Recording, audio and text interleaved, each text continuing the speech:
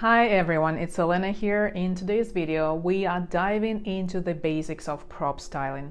I've been receiving a lot of emails lately with questions about how to get started with prop styling, and I thought it would be perfect to answer in a video. To make it as helpful as possible, I'm going to give you a tour of my home studio, and I'll show you the props and equipment I use for prop styling and explain why each piece is important. So let's get started. Lighting is very important in prop styling, and here's how I manage lighting in my space. I'm fortunate to have 3 windows in my studio, which allow a lot of natural light to flow in. Natural light is incredibly valuable for creating soft, flattering images and enhances the elegance of the props I use. On a rainy day when natural light is limited, I rely on my 2 light stands. They help brighten up my props and make them look their best. I use them to mimic natural light as closely as possible, often adjusting the angle to achieve the desired effect. Balancing natural and additional lighting helps me to maintain consistency and quality in my prop styling work, regardless of the weather conditions. A reflector is another key element I use in prop styling. It helps to control shadows, bounce light onto the props, soften harsh shadows, and illuminate areas that might otherwise be dim. By reflecting light, you can achieve a more balanced and flattering look, highlight the details and textures of your props. Reflectors come in various sizes and colors.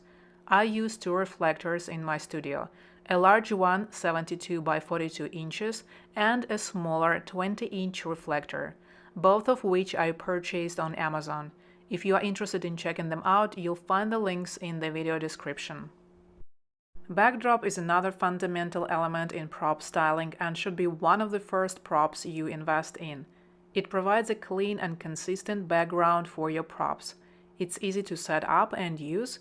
It also allows you to quickly switch up your style and color scheme.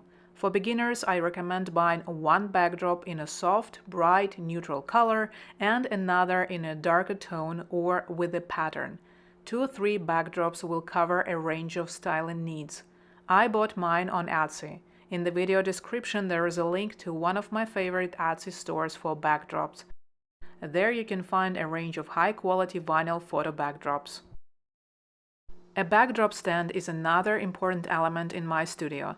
It allows me to easily hang and secure the photo backdrop, or a fabric, ensuring it stays smooth and free of wrinkles.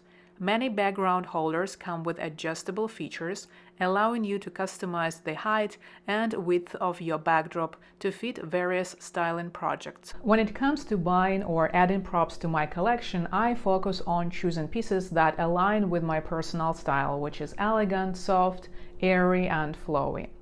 Besides the main elements I mentioned, I also like to use different fabrics to bring a bit of softness and flow to my setups. I also use papers, magazines, books, and cards with moody photos and inspiring words to add some visual interest and depth. And I also use glasses, caps, and candles. They all add a nice touch of elegance and functionality to my styling. Together, these props really help set the mood and enhance the overall look of my photos. I often buy props from Shein, Amazon, Hobby Lobby, Michaels, or Goodwill. Shein is great for affordable options, while Amazon offers a wide range of props. If you prefer shopping in person, Hobby Lobby, Michaels, and Goodwill are great places to find unique and budget-friendly items. Remember, when shopping, whether online or in-store, keep your style in mind. Look for props with materials and colors that fit your vision or a specific project you are working on. Thanks for joining me today. I hope this tour of my home photo studio was helpful. If you have any questions or need more information, feel free to drop a comment below. Don't forget to like, subscribe, and hit the bell icon to stay informed about my new videos. Happy styling and see you next time!